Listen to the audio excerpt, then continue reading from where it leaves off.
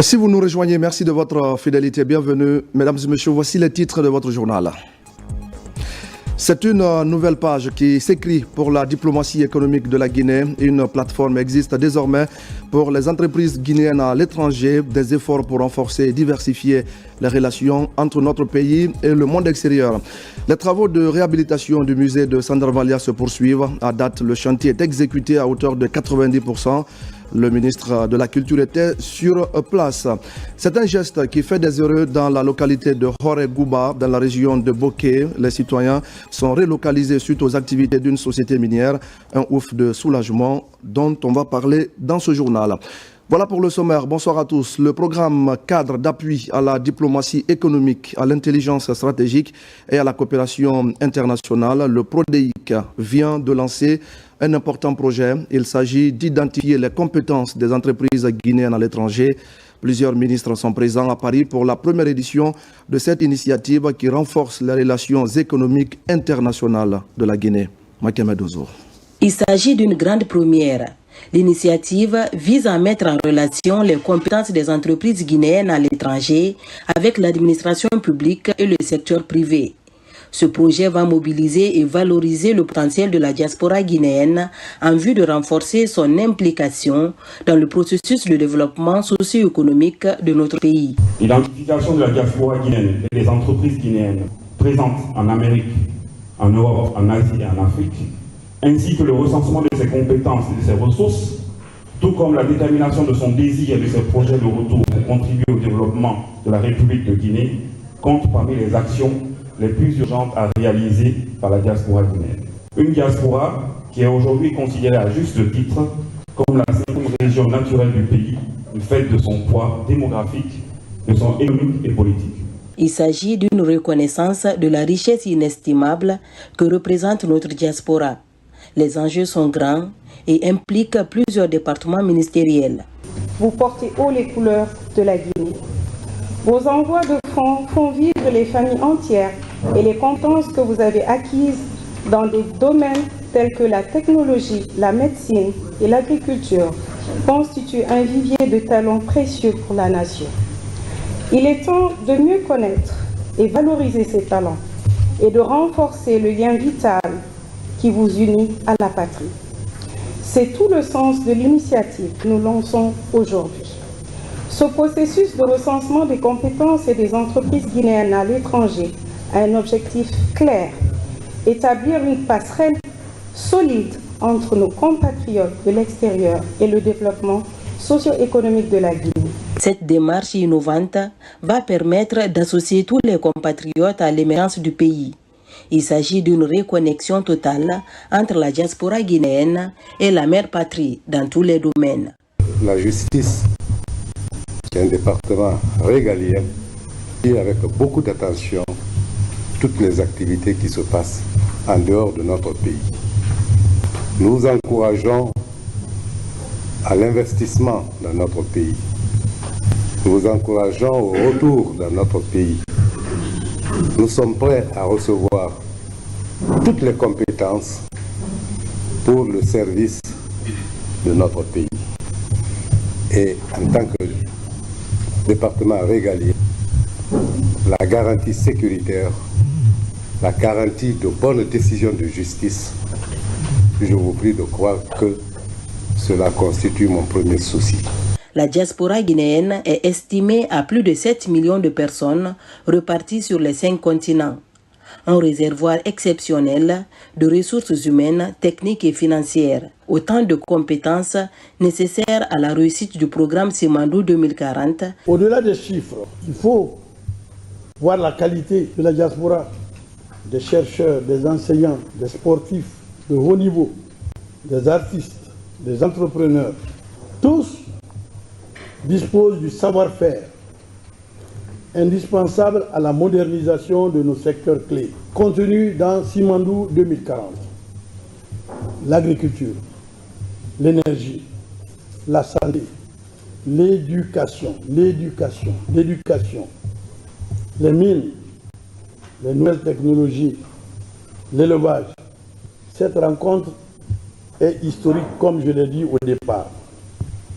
Pour la première fois, les autorités guinéennes affirment de manière claire, particulièrement le premier responsable du pays, exprime de façon claire et résolue sa volonté de placer la diaspora au cœur de la stratégie nationale de développement. Sous son leadership, le gouvernement a fait de la modernisation de la diaspora une priorité de sa diplomatie. Nous sommes en partenariat avec le PNUD. La Guinée joue sa partition technique et financière. Le PNUD en fait autant. Sous le leadership du président, la Guinée sort de l'aide pure. Car comme nous l'apprend notre premier président, toute aide qui ne nous aide pas à nous passer de l'aide doit être refutée. Le processus d'identification que nous lançons aujourd'hui doit être pris au sérieux. Ceux qui viendront sur la plateforme doivent tirer ceux qui ne viendront pas sur la plateforme. Et puisque vous le voyez tous les jours, les Guinéens, posez-vous la question les uns aux autres. Avez-vous entendu parler de la plateforme? Non. Alors la voici. Voilà comment s'inscrire. Et vous allez voir que ce ne sont pas des compétences sélectives. Nous voulons prendre la compétence de chaque Guinéen, puisque chacun a une compétence à faire valoir. Ce projet est piloté par le PRODEIC, programme cadre à la diplomatie économique, à l'intelligence stratégique et à la coopération. Sa mise en œuvre mobilise plusieurs secteurs pour sa réussite totale. Et puis, mesdames et messieurs, vous le savez, il y a quelques jours, un glissement de terrain s'est produit dans la commune urbaine de Manéa, sur les flancs du mont Kakulima. Les secours sont toujours mobilisés pour retrouver d'éventuelles victimes sous les décombres. Une délégation gouvernementale s'est rendue sur les lieux afin de réconforter les sinistrés et encourager les équipes engagées dans les recherches. C'est un reportage de Moussa Kouyaté. Les pluies diluviennes tombées ces derniers jours ont fini par fragiliser les collines de Manéa. Dans la nuit, une partie du mont Kolima a cédé en subissant des habitations situées sur les flancs. Immédiatement, le gouvernement a mobilisé des équipes de secours, militaires, policiers, protection civile et volontaires travaillent sans relâche pour secourir les victimes et porter assistance aux blessés. Certains ont déjà été évacués vers l'hôpital préfectoral de Koya où leur prise en charge est assurée gratuitement. Ce qu'on peut préciser à date, c'est qu'il y a des blessés qui ont été transportés à l'hôpital préfectoral de Koya et les instructions ont été données par monsieur le ministre qui est sur place ici et la prise en charge au niveau de l'hôpital est en train d'être passée de façon gratuite. Et si vous prenez aussi côté armée qui est vraiment mobilisé avec toute la logistique nécessaire sur les instructions des différentes hiérarchies, donc qui se trouve également sur terrain, génie militaire pour mener vraiment la recherche. Dans la nuit même du sinistre, le ministre de l'Urbanisme et de l'Habitat, Mori Kondé, est venu constater les dégâts et témoigner la compassion des autorités. Le constat révèle clairement que c'est l'action de l'homme contre la nature qui est la cause principale de ce drame qui s'est passé à Manéa. Des constructions ont été réalisées sur le flanc de la montagne et c'est une partie qui a cédé avec des cailloux qui sont tombés sur les bâtiments. Comme vous le savez, l'une des priorités du gouvernement en termes d'axe de conduite, c'est surtout le social. Quand l'événement s'est produit à 22h, on ne pouvait rien faire que de se mobiliser et se tenir à côté non seulement des équipes de secours, mais également se tenir aux côtés de ses familles pour exprimer toute la désolation du gouvernement, mais également la présence du gouvernement aux côtés de ses familles qui ont perdu des proches parents, mais également qui ont été victimes de ce drame. À Manéa, l'espoir demeure. Malgré la douleur, l'équipe de secours reste à pied d'œuvre, tandis que les autorités appellent à plus de vigilance face aux risques liés aux fortes pluies de cette saison. Et justement, depuis la survenue du glissement de terrain à Manéa, les forces de défense et de sécurité s'activent sur le terrain. Grâce à des moyens déployés pour la circonstance, elles tentent de sauver des vies, un acte bien perçu par les citoyens touchés par cette catastrophe. Caporal Mabinti Keita, correspondante de la presse militaire. Depuis la survenue du glissement de terrain à Frigiadi Nord, sous-préfecture de Manéa, préfecture de Koya, L'armée guinéenne, à travers le bataillon du génie militaire, est à pied d'œuvre pour rechercher d'éventuels survivants et porter assistance aux victimes. Plusieurs compagnies de soldats sont mobilisées. Elles viennent appuyer le génie militaire et d'autres structures de l'État dans ce travail à la fois complexe et difficile. Ces soldats sans répit mènent les opérations de fouilles dans l'objectif de sauver des vies et de retrouver les personnes portées disparues. Mes chefs hiérarchiques m'ont ordonné de réunir tous les moyens pour aller sur les lieux et défendre ce qu'il y a à défendre. On est arrivé sur les lieux, on a fait une étude de terrain, on a trouvé que il y a une famille là où il y avait 2 enfants, une partie de leur corps était dans la boue. Automatiquement, on a attaqué avec le poclin. On a cherché à creuser d'abord autour pour ne pas créer d'autres dégâts sur les 2 enfants. Il fallait mettre d'abord le lieu en sécurité. Et c'est ce qui fait. Dieu nous a aidés. Dans les bandes de 3 heures et quelques, on a pu sortir les 2 enfants. Pour faire catastrophe, plus de 360 hommes munis de pelles chines et soutenus par d'autres partenaires ont été déployés par la ITER. L'armée guinéenne est en train de faire un excellent travail depuis les premières ans. Vu le génie militaire, mais aussi beaucoup des agents, ils y ont travaillé. Salutaire. L'Anguche sollicite renforcer ses relations avec l'armée, les synergies actuelles et futures, afin de prévenir les catastrophes et la population dans des situations difficiles. Les dispositions ont été prises vis-à-vis du gouvernement qui a appelé aujourd'hui tous ceux qui sont aux alentours des sites à haut risque d'aider. Et donc je pense que l'action suivra pour vraiment préserver la vie des citoyens. La catastrophe, si on veut une réussite totale, est impossible sans la civilo-militaire.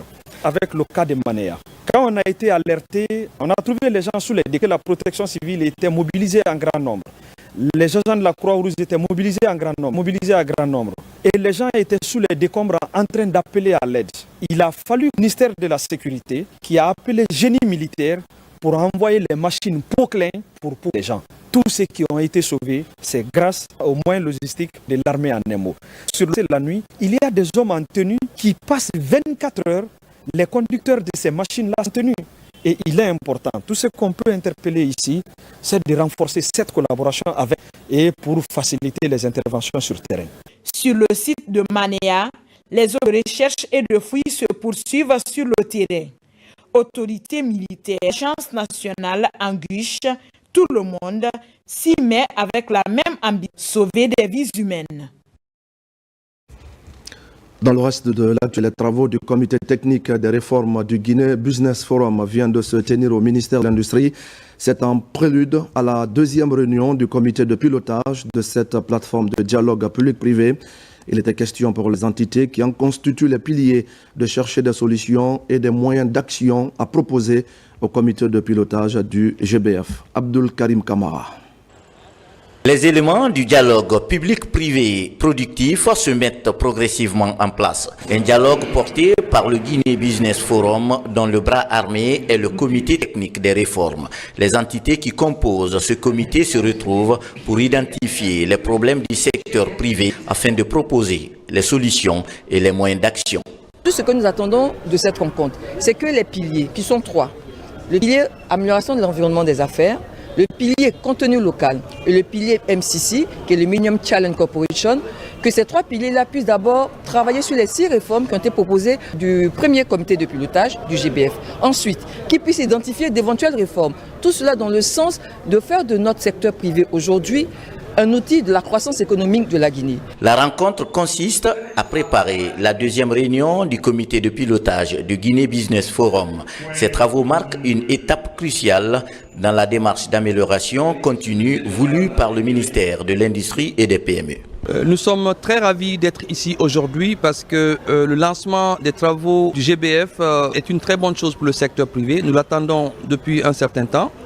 Et ça tombe à point nommé parce qu'il y a assez de réformes qui doivent être mises en place et que nous pensons que le GBF est la plateforme nommée qui pourra apporter ces solutions. C'est tout à fait dans l'intérêt de la Chambre de commerce de participer à ces travaux et de contribuer donc à l'identification et à la mise en œuvre des réformes qui peuvent quand même améliorer la vie donc, des acteurs économiques dans notre pays.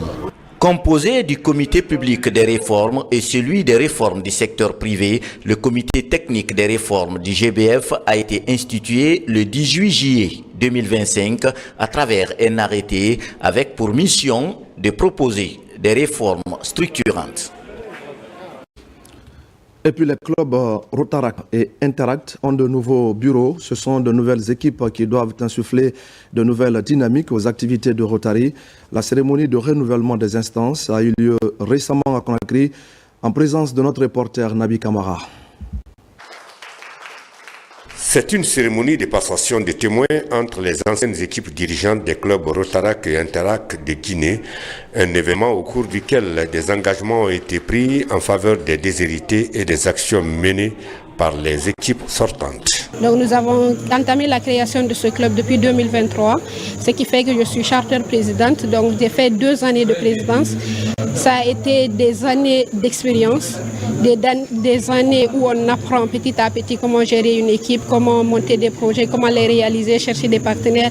Je peux citer beaucoup de choses qu'on a appris. Ça n'a pas été du tout repos pendant ces 2 dernières années, mais je suis fière de savoir que ce club va continuer. Les clubs Rotaract et Interact mènent plusieurs actions humanitaires, dont entre autres la distribution des vivres, des campagnes de sensibilisation sur la maternelle et infantile, la protection de l'environnement et des programmes éducatifs visant à améliorer le quotidien des populations les plus démunies. Mon plan d'action, c'est de passer en fait une action médicale très bientôt qui sera fait entre mars et avril dans la préfecture de Bofa. J'espère que je serai à la hauteur de leurs attentes. Au niveau de cette mandature, nous allons mettre l'accent du côté formation parce que comme on aime à le dire, le Rotaract et l'Interact, ou dirais-je le Rotaract de façon générale, c'est une école de leaders où on forme les dirigeants de demain. Des satisfecits ont été remis aux partenaires des clubs Rotaract et Interact que quelques membres des anciennes équipes en guise de reconnaissance aux efforts consentis durant les années passées. La date du référendum constitutionnel en Guinée est fixée, vous le savez, au 21 septembre prochain. Les organisations de la société civile s'organisent et signent une convention d'alliance dénommée le Regard Citoyen. Cette plateforme se donne pour objectif de surveiller les prochaines consultations électorales dans notre pays. On fait le point avec Yaya Silla. C'est dans le cadre du référendum du 21 septembre prochain que les principales organisations de la société civile guinéenne et fêtières se sont retrouvées pour signer une convention d'alliance afin de garantir la transparence du processus électoral. Cette alliance baptisée Regard du peuple est un dispositif national d'observation citoyenne et indépendante. Conscientes de leur rôle traditionnel et de leur responsabilité morale, les fêtières, réseau d'organisations de jeunesse et de femmes de la société civile guinéenne engagées par la démocratie lancent officiellement la plateforme d'observation électorale de Regard du peuple par la signature de la Convention nationale d'observation du processus référendaire. En travaillant en synergie, les organisations de la société civile et leurs fêtières réaffirment leur rôle essentiel de veille citoyenne, leur engagement dans le processus électoral juste et crédible, en accord avec les aspirations de paix. Cette plateforme de surveillance électorale travaillera sur toutes les questions liées au processus électoral, qu'elles soient des droits de l'homme, qu'elles soient sur les questions de genre, qu'elles soient sur les questions liées au respect des droits électoraux, liées au respect des procédures, liées au respect des bonnes pratiques qui doivent conduire à un processus électoral apaisé, un processus électoral crédible, un processus électoral accepté par tous. Désormais, les regards sont tournés vers les partenaires techniques et financiers intéressés par des questions électorales. Les besoins de renforcement de capacités sont déjà exprimés par la plateforme de la société civile. C'est parti pour les opérations des opérateurs économiques en Guinée. Le processus a démarré dans les communes de Kaloum et Matam. Des cartes sécurisées et numériques seront ainsi remises aux acteurs concernés L'idée est de créer une base de données comprenant tous les opérateurs économiques et leurs domaines d'activité. Falilou Diallo, Abdul Karifa Keita. C'est une grande avancée dans la modernisation et la professionnalisation des activités au sein de la Chambre de commerce, d'industrie et d'artisanat de Guinée. Des cartes biométriques sont confectionnées puis remises à ses adhérents. Des cartes sécurisées, des opportunités offertes pour améliorer les performances. C'est pratiquement officiel aujourd'hui. Nous invitons les gens à venir adhérer massivement parce que derrière l'adhésion, il y a aujourd'hui tout un panoplie de services et d'avantages que la Chambre de commerce va offrir aux différents adhérents. On a différentes formules à développer aussi pour pouvoir vraiment, pour chaque type d'adhésion, pouvoir offrir des services adéquats. Plus qu'une carte, elle permet d'identifier les acteurs économiques, même au niveau international. Cette opération d'enrôlement permet ainsi de répertorier chaque opérateur économique selon ces secteurs d'activité. C'est une fierté, non seulement pour le secteur privé, mais aussi pour les activités commerciales et sociales en République de Guinée.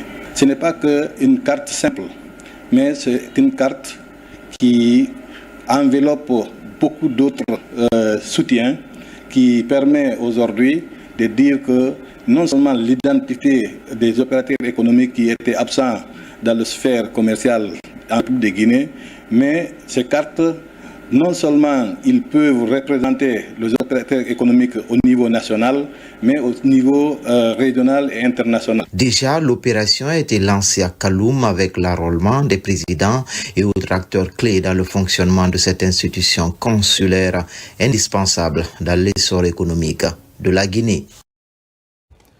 À la baie, quelques semaines après le lancement officiel de l'opération d'enrôlement pour les passeports biométriques, les résultats sont encourageants. Un premier lot de 500 passeports vient d'être distribué aux citoyens de la région. Un engagement que les autorités sont en train de réussir, un ouf de soulagement pour les populations locales. Aboulé Diallo et Sarafdine Diallo. Aujourd'hui, l'obtention de tout document administratif essentiel de voyage comme le passeport ou la carte d'identité nationale biométrique à l'arrière-pays est devenue une réalité. À l'image de cette distribution d'un premier lot de plus de 400 passeports. Une politique qui matérialise la volonté de refondation des autorités guinéennes à travers le ministère de la Sécurité. C'est avec une immense joie au nom du ministre de la Sécurité et de la Protection civile que nous recevons ce moment historique de remise de près de 500 passeports offerts et facilités par le président de la République, général d'armée Mamadi Doumbouya, aux vaillantes populations de la région administrative de l'Abbé. Un sentiment de satisfaction et de remerciement vis-à-vis du gouvernement par rapport à tout ce qu'ils ont mis en place pour leur implication et leur soutien dans la mise en place du service de passeport biométrique dans la région administrative de l'Abbé. Les citoyens bénéficiaires de ce système sont reconnaissants des efforts du gouvernement qui ambitionnent de rapprocher les services de l'administration publique aux populations. Je suis reconnaissant parce que l'État a promis de délivrer des passeports dans les provinces au lieu de demander aux citoyens tous d'aller à Conakry. Nous savons ce que ça pouvait signifier en termes de moyens, en termes de temps et en termes de ce aussi. Cette politique de refondation prônée par le général Mamadi Doumbouya à travers le ministère de la Sécurité est une réponse aux besoins toujours exprimés par les Guinéens de l'intérieur du pays. Et puis vous le savez peut-être, le musée national de Guinée à Sandarvalia est en rénovation depuis un moment. De nos jours, le chantier avance dans le strict respect du cahier de charges. Le ministre de la Culture était sur le site pour voir et apprécier l'évolution des travaux qui sont exécutés à ce jour à plus de 90%. Ousmane Ba, Alpha Isiagaba. Voici l'état actuel du musée national de Guinée. Le patrimoine culturel est devenu attrayant. C'est le résultat des travaux de rénovation récemment entrepris. Sur le site, le ministre de la Culture, Moussa Moïse Silla, est venu constater l'état d'avancement des travaux. Le musée national de Guinée renaît de centre grâce à la vision stratégique du président de la République, le général Mamadi Doumbouya, et à l'accompagnement du premier ministre chef du gouvernement. Pour ceux qui ont visité ce musée il y a 3 ans, et qui reviennent maintenant, je pense qu'ils seront tout heureux de constater que les bâtiments sont tout neufs et qu'il y a un processus scientifique qui a commencé pour non seulement engager des équipes dans la conservation, mais aussi la préservation, la valorisation de tout ce que nous avons comme fonds muséal ici. Sur place, plusieurs compartiments ont été visités. La salle d'exposition temporaire et permanente, la salle des animateurs, les bureaux administratifs, ainsi que d'autres espaces emblématiques du musée national. On a eu à faire visite, il nous a suggéré des recommandations que nous allons essayer de faire, des corrections. Donc dans l'ensemble, je pense qu'il est satisfait. Il ne reste pas beaucoup de choses maintenant. C'est l'extérieur, l'aménagement de l'extérieur qu'il faut terminer. Et après, on va nous rendre le chantier. Donc on attend qu'on nous rende le chantier. Les recommandations, c'est de corriger des imperfections qui ont été signalées. Je crois que l'entreprise d'Imar était là, qui a pris note et qui s'est engagée à corriger les imperfections dans les meilleurs délais. À ce jour, le taux d'exécution des travaux dépasse 90%, un résultat rendu possible grâce à l'appui du gouvernement à travers le budget national de développement, BND. Autre sujet dans cette édition d'information, le CHU vient de tenir la 4e session de son conseil d'administration. Les membres du CA apprécient les réformes opérées au sein de l'hôpital depuis 3 ans maintenant. Ils ont tout de même souligné certaines difficultés comme celles liées à l'accès aux subventions. Le conseil s'engage à mener des plaidoyers en faveur du CHU qui s'apprête par ailleurs à ouvrir le dernier service qui est la maternité. Tierno Ousmane Diallo. Cette session du conseil d'administration du CHU Donkar intervient alors que l'hôpital vient de célébrer sa 3e année depuis son inauguration après rénovation. Les avancées sont appréciées et les défis analysés. Le conseil d'administration salue tout particulièrement les investissements dans le capital humain, l'entretien d'hôpital et la qualité des soins, tout en formulant des recommandations pour les autorités. Nous avons recruté à tour de bras avec la concession des jeunes qui ont été formés par l'équipe canadienne en matière d'infirmières de bloc opératoire, d'infirmières anesthésistes, et les jeunes médecins qui sont recrutés sont aussi incrustés dans ces équipes qui sont en train de faire vraiment des merveilles au niveau de l'hôpital. On a fait un bilan des activités qui sont réalisées dans cet hôpital ces 3 premières années. Et nous avons constaté qu'il y a vraiment une avancée par rapport aux activités qui sont réalisées. C'est quand même un hôpital qui fait beaucoup d'efforts, mais qui a également beaucoup de difficultés.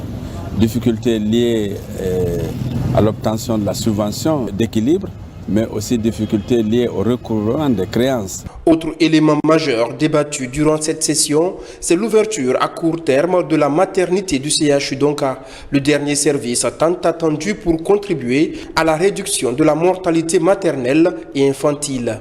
Nous sommes vraiment en train de travailler activement pour l'ouverture de la maternité. Et ce qui est intéressant, nous avons décidé d'ajouter une unité de néonatologie à cette maternité-là, quelque chose qui n'existait pas, pour vraiment permettre de prendre en charge les enfants qui vont naître à la maternité de Donka, mais aussi prendre en charge d'autres enfants qui viendraient de l'extérieur. Outre la maternité, le conseil d'administration du CHU Donka a également validé une proposition de l'administration visant la création d'une unité de cardiologie afin d'étendre l'offre de soins. À Boké, le ministère de l'Enseignement technique, de la formation professionnelle et de l'emploi, à travers l'Office national de formation et de perfectionnement professionnel, a lancé un ambitieux programme de formation destiné à 150 jeunes. L'objectif est clair, investir dans le capital humain pour combler le fossé entre la formation et l'emploi. Moussa Komara. Boké, zone spéciale économique de la Guinée. Dans le souci de favoriser l'employabilité des jeunes, l'Office national de formation et de perfectionnement professionnel lance cette session de formation pour 150 jeunes dans divers corps de métiers adaptés aux besoins des entreprises locales. Ces formations ne sont pas de simples enseignements théoriques. Elles sont conçues pour être pratiques, professionnalisantes et directement opérationnelles, en lien direct avec les exigences du marché de l'emploi. Merci pour cette initiative du ministère de l'Enseignement technique et de l'Enseignement professionnel. Nous comptons sur vous pour accorder une place aux jeunes bénéficiaires de cette formation dans vos opérations futures. La formation sera exclusivement pratique. 3 mois pour la conduite des engins lourds et 14 jours pour les logiciels de mine.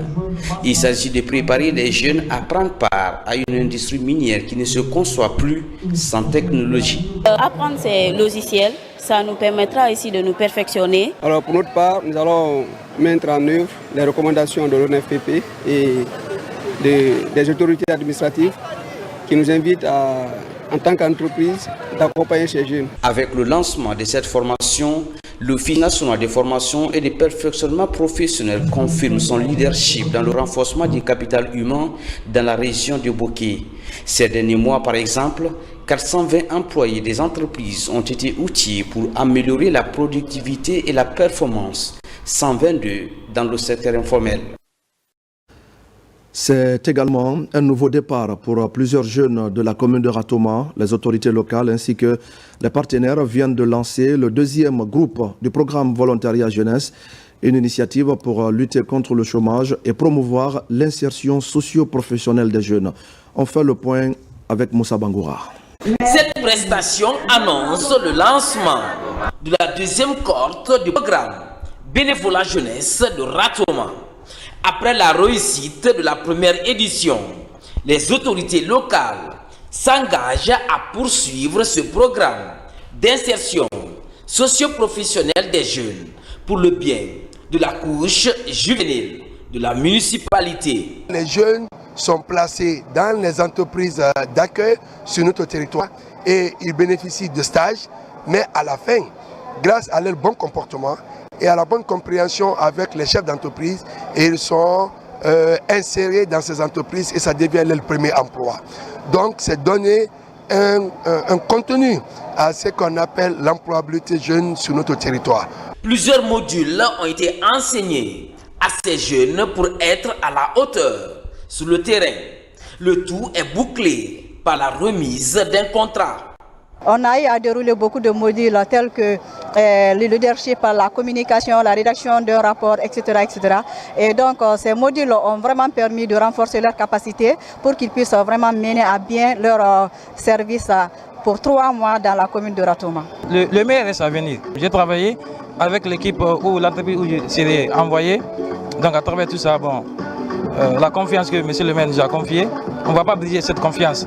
Il faudrait que nous essayions de persévérer, de travailler très bien. Issus des 11 quartiers de Ratoma, ces jeunes seront déployés dans les entreprises publiques et privées pour un stage pratique de 3 mois. Et pendant ce temps, les autorités continuent d'exécuter leur plan d'action dans le cadre de la vulgarisation du projet de nouvelle constitution. Au marché d'Anta, les marchands étalagistes et ambulants se sont appropriés le texte fondamental. La stratégie consiste à amener les uns et les autres à élargir les notions apprises aux citoyens d'autres localités de la commune. Reportage Mohamed Linkamara. À Tombolia, des actions citoyennes se multiplient pour une large vulgarisation du projet de nouvelle constitution. Les autorités communales, en synergie d'action avec les responsables à la base, sont au marché d'Anta. Ici, la nécessité voudrait que ces femmes comprennent l'intérêt et les avantages liés à cette future loi frontale.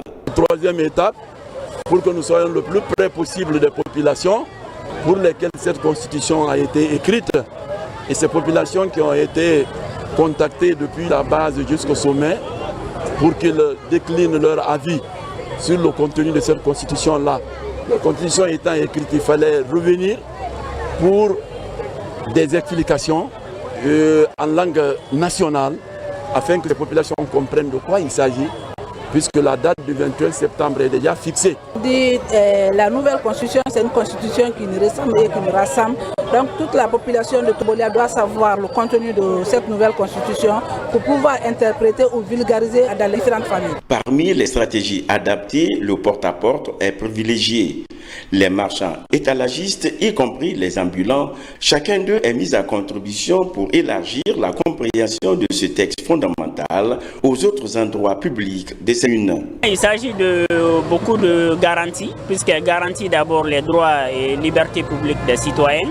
mais aussi elle consacre assez d'avantages et assez d'innovations, tant sur le droit à la santé, le droit à l'éducation pour nos enfants. L'objectif de la délégation spéciale de Tombolia est de faire en sorte que la stratégie de vulgarisation mise en place touche le maximum des citoyens dans cette collectivité locale de Conakry. Amamou, des chefs de quartier et des mouvements associatifs réunis au sein d'une coordination viennent également d'être outillés sur le contenu du projet de nouvelle constitution, une action rendue possible grâce au soutien de la délégation spéciale et de certains membres du CNT. Les cadres formés s'engagent à démultiplier les enseignements reçus. Mamadou Paté-Baldé est notre correspondant sur place. Dans cette salle polyvalente de la Maison des Jeunes, les membres de cette coordination préfectorale ont réitéré leur engagement à sensibiliser les populations sur l'impact de ce document. Cette séance est une opportunité précieuse pour nous tous et nous permettra de mieux connaître nos droits, mais aussi nos responsabilités afin de participer activement à la vie démocratique de notre pays. Une citoyenneté éclairée et à la base d'une société juste, équitable et solidaire. D'abord, nous avons commencé par inviter la société civile, les chefs de quartier, les serrés, les marchés et toute organisation. Tout le monde est invité parce qu'il s'agit de vulgariser la nouvelle constitution. Dans un brillant exposé, les membres du Conseil national de la transition ont largement expliqué les grandes innovations contenues dans ce document. Nous avons parlé de la couverture de la santé universelle, nous avons parlé de l'éducation également pour tous, ou l'obligation de maintenir les enfants à l'école de 0 à 17 ans, et la candidature indépendante qui est consacrée aussi dans ce projet de nouvelle constitution. Pour permettre à la population de mieux s'imprégner du contenu de ce document, le projet de la nouvelle constitution est déjà traduit dans les différentes langues nationales du pays. Quelle est l'importance de notre rencontre aujourd'hui? C'est pour que vous cherchiez le contenu réel de cette constitution. Pour que vous également, à votre tour, au sortir de cette salle, vous puissiez quand même vulgariser à ceux-là qui n'ont pas eu la chance d'être parmi nous ici. Pour marquer cette rencontre, les documents du projet de la nouvelle constitution ont été largement distribués afin de faciliter leur vulgarisation dans les différents quartiers de la ville de Mamou. À Zérékoré, capitale de la Guinée forestière, la synergie des patriotes pour la nouvelle constitution vient également de lancer ses activités de sensibilisation. L'objectif est d'expliquer les grandes lignes du projet afin de préparer les citoyens avant le référendum du 21 septembre prochain. Une initiative cruciale pour un texte qui se veut la boussole de la gouvernance future du pays. Lancé Kamisoko. Vulgariser et expliquer les points essentiels de la future loi fondamentale aux citoyens, telle est la mission que s'est assignée la synergie des patriotes pour la nouvelle constitution. En Zérékoré, un cadre d'échange est créé afin d'éclairer la lanterne des populations avant le référendum constitutionnel prévu pour le 21 septembre prochain. Ensemble, faisons de cette nouvelle constitution non seulement un texte de loi, mais un véritable pacte citoyen, un flambeau qui éclaire le chemin de l'unité de la justice et du progrès pour notre cher pays. En face des missionnaires de la synergie des patriotes pour la nouvelle constitution, ils sont nombreux, ces citoyens, à suivre avec intérêt les différents exposants sur les articulations du projet de nouvelle constitution. Je suis content de la nouvelle constitution. Dans le débat, nous on a compris beaucoup de choses.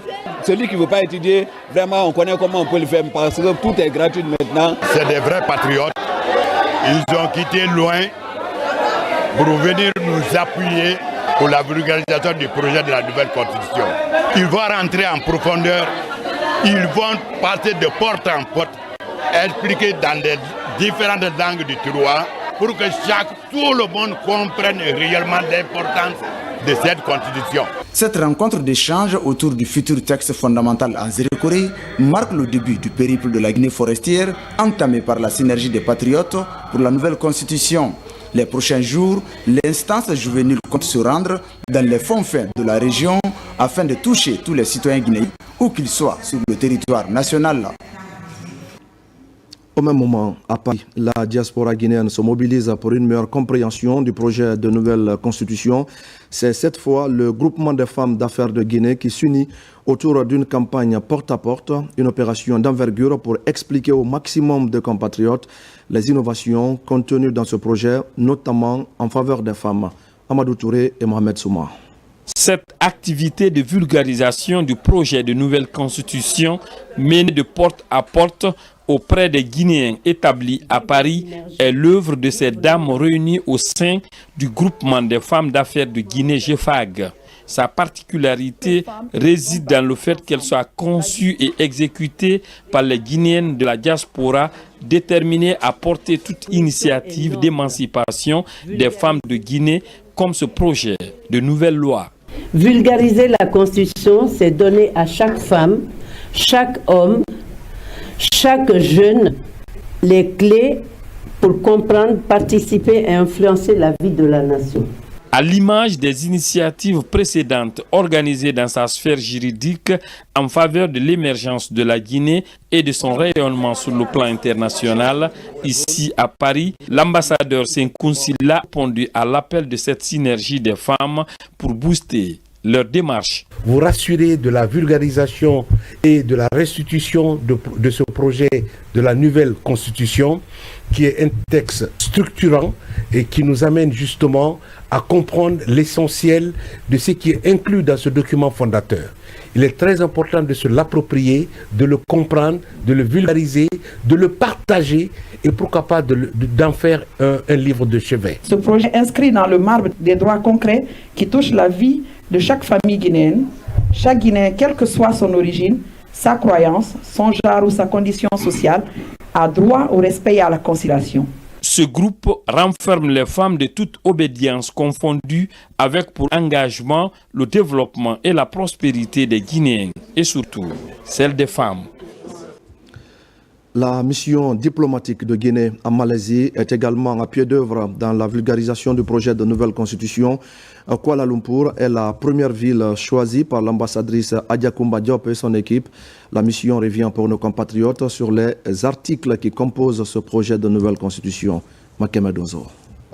À l'ambassade de Guinée en Malaisie, une semaine de travail a été consacrée à la compréhension et l'appropriation du contenu du projet de nouvelle constitution ainsi qu'à l'élaboration d'un plan d'action pour sa vulgarisation. Pour l'ambassadeur Adiakoumba Diop, il est important que son personnel se familiarise avec ce projet de texte fondamental avant de remettre officiellement le document aux compatriotes vivant dans les grandes villes de ce pays d'Asie du Sud-Est. Si cette loi fondamentale est adoptée lors du scrutin qui sera organisé le 21 septembre prochain, cela marquera un tournant décisif de notre histoire. Le retour à l'ordre constitutionnel à travers la mise en place de toutes les institutions de la République. La nouvelle constitution se veut inclusive et c'est pour cette raison qu'elle comporte une nouvelle architecture institutionnelle, afin que chacun de vous s'en approprie pour garantir une compréhension citoyenne. À leur tour, les cadres de l'ambassade ont aussi vulgarisé ce projet de loi fondamentale de notre pays à nos compatriotes résidant en Malaisie. Ils se préparent à véhiculer le message dans les autres pays qui sont sous la juridiction de l'ambassadeur Adiakoumba. Cette constitution n'est pas réservée qu'aux hommes de droit, aux avocats ni aux politiciens. La constitution là, elle est pour tout le peuple de Guinée. Donc il faut essayer de la parcourir, de la comprendre. Quand vous la connaissez, vous allez vous défendre votre famille et défendre le pays. Après Kuala Lumpur, la mission diplomatique a lancé l'invite à toute la communauté à prendre part à ces différentes cérémonies de vulgarisation. L'équipe diplomatique compte répondre à toutes les questions liées à ce projet de nouvelle constitution.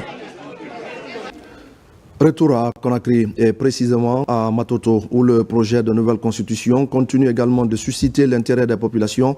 Sur place, c'est le mouvement Soleil des Jeunes qui se concerte avec les habitants, les responsables locaux et plusieurs autres invités. Une rencontre pour expliquer le projet et pour inviter les citoyens à plus d'engagement pour sa vulgarisation. Mohamed Chérif Kamara. Dans la commune de Matoto, c'est l'enceinte de la mairie qui a servi de cadre cette rencontre placée sous le signe de la sensibilisation et de l'appropriation citoyenne. Les initiateurs ont expliqué les motivations de cette démarche et insisté sur l'importance de permettre à la population de s'imprégner du contenu du projet de texte fondamental. L'objectif de cette cérémonie, c'est de vulgariser la nouvelle constitution. Toutes les consultations ont été faites. De Kassa à Zo, toute la population, toutes les fédérations fêtières, toutes les organisations ont été demandées de donner leurs propositions par rapport à cette nouvelle proposition. C'est ce qui fait qu'elle nous ressemble. Elle nous rassemble parce que c'est dans la main, nous allons voter. Au-delà des discours, cette activité a été marquée par l'implication d'acteurs venus de divers horizons. Nous vous souhaitons la bienvenue à cette vulgarisation organisée par la jeunesse, notamment le groupement Soleil, aujourd'hui pour édifier la population sur la nouvelle constitution que nous devrons voter le 21. Cette constitution nous rassemble et nous ressemble. C'est assez clair et je pense qu'il y a quelques points là-dedans qu'on doit souligner. D'abord, la scolarisation des enfants. Nous, les femmes, ça doit nous intéresser. Aussi, il y a la prise en charge médicale. Il y a la prise en charge aussi des anciens chefs d'État. Les organisateurs ont encouragé la population de Matoto à s'intéresser aux 199 articles du projet de constitution afin d'en comprendre les enjeux. À Dubreka, les autorités multiplient les initiatives pour permettre aux populations de mieux s'approprier le document. À Yorokogia, l'engouement est palpable. Les citoyens se mobilisent massivement pour marquer leur engagement avant le vote référendaire. Cheikh Sanoussi Sankon. La vulgarisation de la nouvelle constitution constitue une action citoyenne essentielle pour permettre aux populations de mieux connaître et comprendre les 199 articles qui composent ce document. À Dubreka, les autorités locales ne se sont pas limitées aux campagnes dans les quartiers.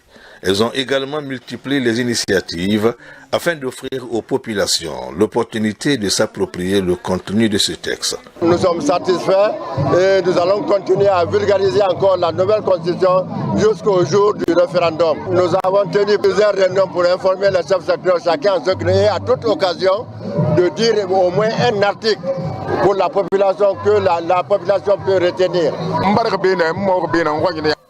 Je suis natif de cette localité. Ma famille et moi respectons la décision des autorités. Selon les autorités communales, ce projet de constitution est adapté aux besoins et aux réalités des Guinéens. Je suis très ravi que je vois une mobilisation comme ça, grandiose. Les femmes, les jeunes, les hommes, tous mobilisés pour venir témoigner qu'ils adhèrent à cette constitution. Parce que c'est cette constitution qui fera du citoyen guinéen en Guinéen. La vulgarisation de ce document se poursuit de manière continue jusqu'à la date butoir, afin de permettre à chacun de se prononcer librement lors du référendum prévu le 21 septembre prochain.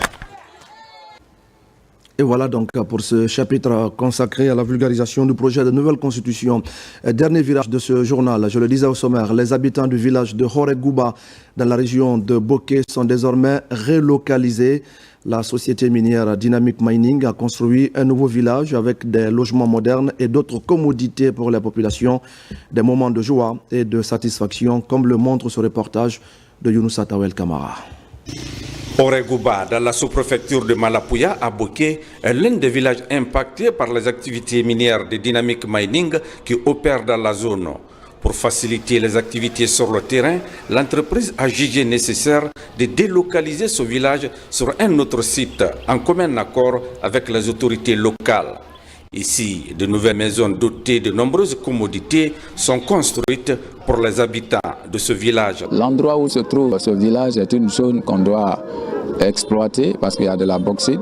Donc la société a l'obligation d'identifier une autre zone de relocalisation et construire une maison de relocalisation, et c'est ce que Dynamic Mining a eu à faire. C'est vrai que nous respectons ce que la loi guinéenne dit, mais aussi les standards, mais nous allons le plus souvent au-delà de ce que nous trouvons sur le terrain. Dans ce nouveau village de Horeguba, chaque maison a sa propre latrine. Il existe également des forages et une mosquée pour permettre aux fidèles musulmans d'accomplir leurs devoirs religieux dans un endroit décent.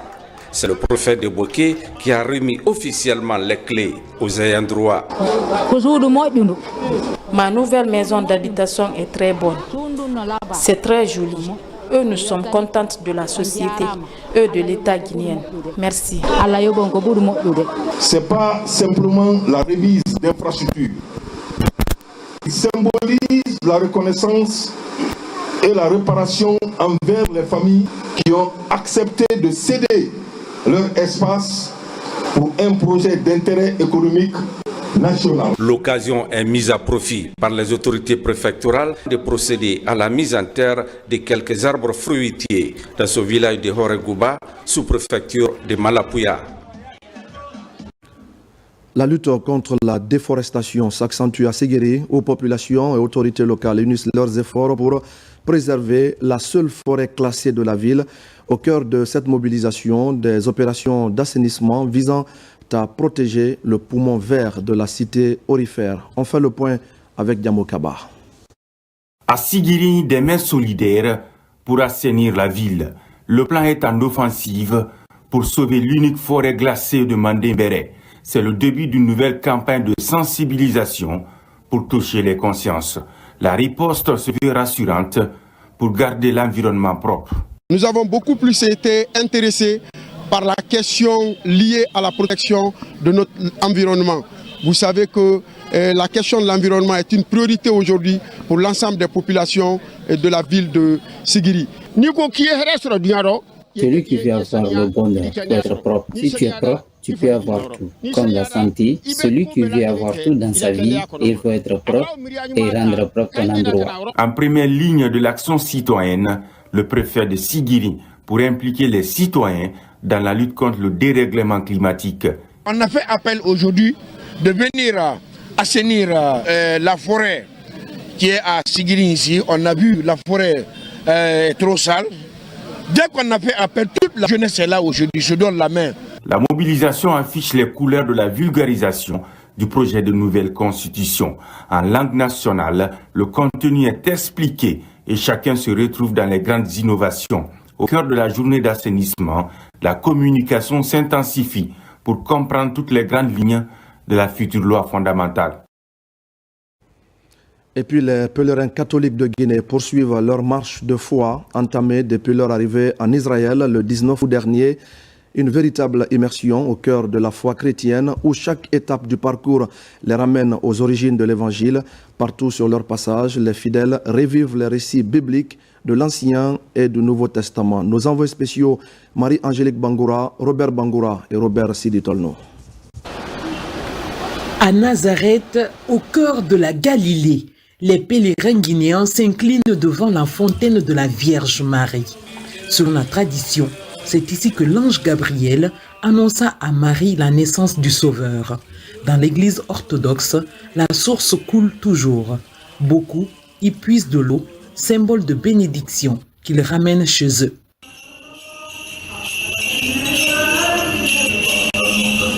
Direction ensuite le mont Tabor, perché à près de 4000 mètres d'altitude, au lieu de la transfiguration. C'est là que Jésus révéla sa gloire à Pierre, Jacques et Jean.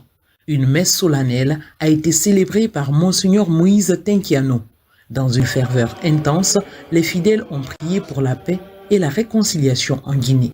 J'ai prié non seulement pour l'institution qui m'a amené, aussi j'ai prié pour ma famille et j'ai aussi prié pour la Guinée. Surtout hier, je me suis dit que le Seigneur qui a permis, Dieu qui a permis à ce que le Christ soit transfiguré, transfigure aussi le pays, notre pays, la Guinée. La présence du Seigneur en ces lieux, et ça nous a rappelé les traces dans l'Ancien Testament jusqu'au Nouveau Testament.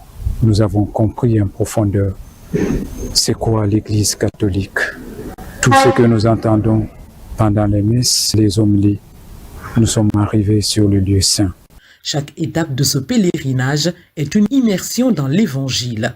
Nazareth, le mont Tabor, le mont Carmel, mémoire du prophète Élie ou encore le sanctuaire Stella Maris, des lieux chargés d'histoire où se côtoient juifs, chrétiens et musulmans, rappelant que la Terre Sainte est un appel universel à la foi et à la paix.